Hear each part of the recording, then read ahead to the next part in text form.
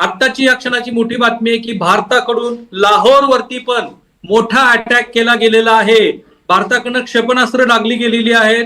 लाहोर आणि इस्लामाबाद या दिशेनं भारतानं आपला आता अटॅक हलवलाय. याचा अर्थ असा की पाकिस्ताननं आपल्या नागरी विमानतळावरती, नागरी आस्थापनावरती जो हल्ला केलाय त्याला भारतानं आता चोख प्रत्युत्तर द्यायला सुरुवात केलेली आहे.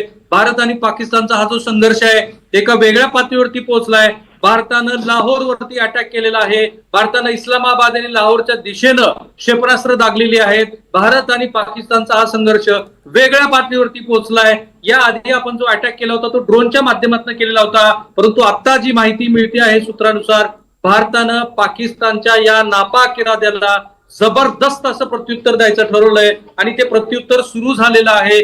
भारताकडनं क्षेपणास्त्र दागली गेली. आता एक आणखी माहिती येते, drone sighted at the multiple places along western front confirmed to be hostile being effectively engaged by our own defense system.